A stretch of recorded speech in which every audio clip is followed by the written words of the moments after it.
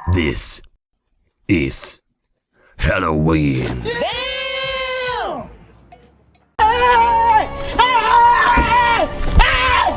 Why are you running? Why are you running? क्या जीजी भाई इंडिया के पास कोई भी अच्छा रिकॉर्ड टिकने देंगे, या फिर एक अच्छा रिकॉर्ड दिखते ही इनकी शक्तियाँ एक्टिवेट हो जाती हैं? क्या इस बार फिर से न्यूजीलैंड कोई कांड तो नहीं करने वाला? क्या आज 38 साल पुराना रिकॉर्ड इंडिया के पास टिकेगा, या फिर गुरु घंटाल फिर से कोई गड़बड़ करने वाले हैं? क्या होगी इंडिया की स्ट्रेटेजी इस होम डिफीट से बचने के लिए? इन सभी सवालों के जवाब ढूंढेंगे इस वीडियो में। So let's dive in without wasting any time.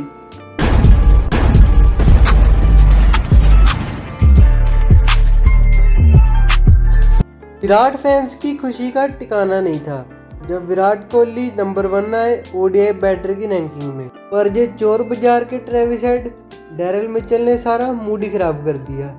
इसने क्रिकेट कम हॉकी ज़्यादा खेली थी, कभी स्वीप, कभी रिवर्स स्वीप, कभी स्लोग स्वीप, पूरा ही मैच लेटा ही रहा। और जितनी जल्दी कुलदीप यादव का मुंह उतरता है, उतनी ही जल्दी अगर मैदान में थाला उतर जाते तो सीएसके नंबर 10 पर ना रहता। और कई लोगों का डाउट था कि कुलदीप यादव इतनी शॉर्ट क्यों बॉल करा रहा है, आगे पिच करने की कोशिश नहीं कर रहा। उसका रीजन स्वीप से था। बैट्समैन अगर विकेट से ही उसको स्वीप खेले तो वो कहाँ पर ही बॉल डालेगा, उसको भी तो रन कम खाने हैं ना। इसलिए मैंने पिछली वीडियो में कंपैरिजन किया था कि इंडिया ने सिर्फ एक ही स्वीप शॉट खेला, वो भी रिवर्स स्वीप, और उस पर चौका आया था। But we weren't brave enough to play it at regular intervals. और क्रिकेट एक फिजिकल गेम तो है ही, लेकिन मेंटली आपको बहुत ज़्यादा टफ होना पड़ेगा। यहाँ पर हमें कुलदीप और चाहल के बीच में एक डिफरेंस दिखता है।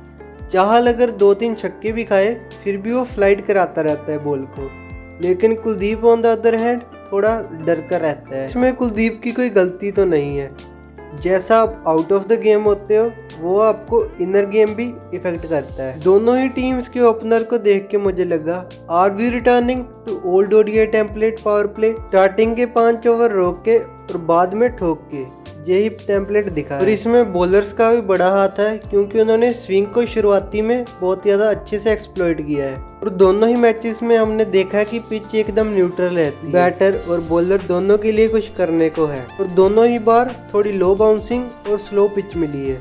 इस बार मैच होलकर में होने वाला है, इंदौर में, जहाँ पर एक छोटी ग्राउंड है और ज़्यादातर बैटिंग फ्रेंडली पिच ही रहती है। तो देखना पड़ेगा कि क्या इस बार 350 स्कोर लग सकता है।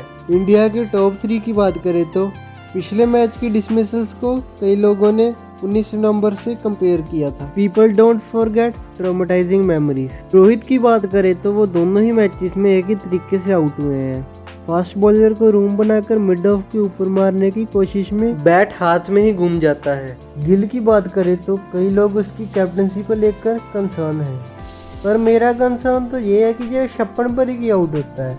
कौन सी इसके पैसे लेकर भाग गया बाबर आजम जो इसको याद कर रहा है। बोबजी द बर्तन मांजने वाला king and Rizwan the loan Bradman पहले ही कोशिश कर रहे हैं कि ऑस्ट्रेलिया की ऑडियंस का विश्वास उठ जाए क्रिकेट से। ये हंसों के जोड़े ने इतना परेशान किया कि स्मिथ ने दुखी होकर 41 बॉल में सेंचुरी मार दी।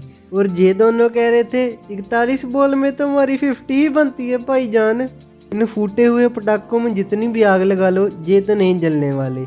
इससे अच्छा इनकी बुढ़ापा पेंशन लगाकर इनको रिटायर करवा दो। दुनिया के हर कोने में जलालत करवाने से अच्छा तो यही है। दोनों को देखकर तो एक ही बात याद आती है, नमक स्वाद अनुसार और ख्वाब औकात अनुसार ही रखने चाहिए।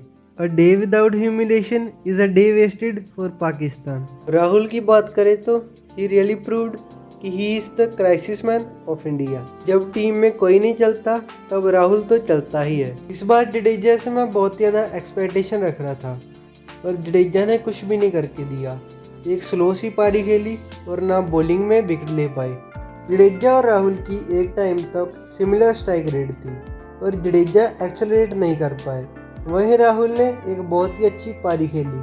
रेड्डी को लेकर तो मुझे अभी तक इनकी प्लानिंग समझ ही नहीं आई। ना उसको बैटिंग में प्रमोट करने को तैयार है, ना उससे बॉलिंग ज़्यादा करवा रहे हैं। अगर एक आधा बाउंड्री लग जाती है तो उसे बॉलिंग से हटा देते हैं और प्रेस कॉन्फ्रेंस में आकर कह जाते हैं कि हमें एक और स्पिनर चाहिए था। मतलब ये तो ऐसी फीलिंग देते हैं कि इनको टीम में तो रख लेते हैं, और बाद में ना सेलेक्टर, ना कोच, ना कैप्टन, किसी को नहीं पता इससे करवाना क्या है। और अगर तुमको कॉन्फिडेंस नहीं आ रहा तो कोई और प्लेयर ट्राई कर लो, इसकी टांगे क्यों पकड़ कर बैठे हो? तुमको ही उसके बारे में कुछ क्लैरिटी नहीं है तो इसको क्या घंटा पता होगा उसका क्या रोल है टीम में। हर्षित राणा की बात करें तो बॉलिंग में तो वो इम्प्रूव करता ही आ रहा है, जो कि एक अच्छी बात है, और अगर ऐसे ही रेगुलरली खिलाते रहे तो क्या पता बैटिंग में भी और इम्प्रूव कर जाए। सिराज की बात करें तो उसको अच्छी बॉलिंग को विकेट में भी कन्वर्ट करना होगा, नहीं तो चैंपियंस ट्रॉफी और T20 वर्ल्ड कप से ड्रॉप होने के बाद कहीं 50 ओवर वर्ल्ड कप से भी ना ड्रॉप हो जाए। न्यूजीलैंड के ओपनर्स ने पिछली मैच में पावर प्ले में बहुत ज़्यादा स्ट्रगल किया था और इसका क्रेडिट तो अपने फास्ट बॉलर्स को ही बनता है। विलियंग आपको हर एक मैच में ऐसा ही टेम्पलेट दिखाता रहेगा, थोड़ा धीरे खेलेगा लेकिन स्कोर भी मारेगा। डैरिल मिचेल का जो श्रेयस अय्यर का रोल है टीम में, वही न्यूजीलैंड में है। उसका रोल है कि स्पिनर्स को पूरी तरह से डिसमेंटल कर दे और इंडिया के खिलाफ वो ऐसा करता ही आ रहा है।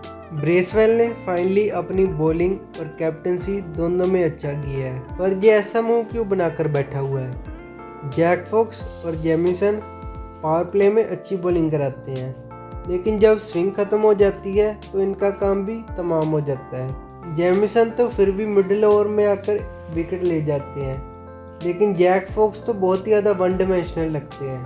क्रिश्चियन क्लार्क ने पिछले मैच में मिडिल ओवर्स में पूरा ही गेम पलट दिया था, 3 विकेट्स लेकर इंडिया को पूरी तरह से चौक कर दिया था। जेडन लेनॉक्स की बात करें तो इसने बहुत ही अच्छे पेस वेरिएशन किए थे। जिस बॉल पर इसने हर्षित राणा को आउट किया था वो भी 13 किलोमीटर पर आवर स्लो आई थी। इस मैच में भी मुझे लगता है जो टीम टॉस जीतेगी वो बॉलिंग ही करेगी, क्योंकि ड्यू एडवांटेज एक बहुत ही बड़ी चीज़ होती है इंडिया में। जितनी मर्जी स्प्रे छिड़क लो घास पर, वहाँ पर ड्यू आएगी ही। इंडिया की तरफ से मैं एक्सपेक्ट करूँगा कि रोहित शर्मा कम से कम 50+ स्कोर तो मारे ही।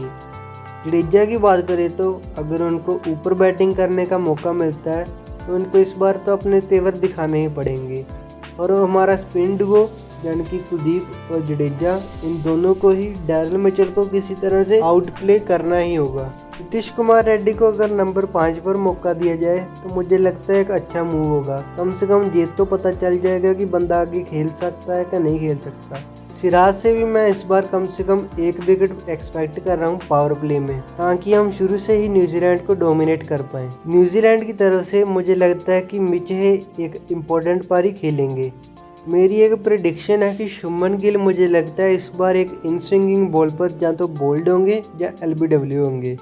देखते हैं कि ये कैसी जाती है प्रेडिक्शन। तो ये तो थी मेरी एनालिसिस, आप भी अपनी ओपिनियंस कमेंट सेक्शन में बता सकते हो। और अगर आपने अभी तक IPL टीम्स का रिव्यू नहीं देखा तो वो भी चैनल पर जाकर देख सकते हो। Make sure to like, share and subscribe. Till then, goodbye, take care and show some love.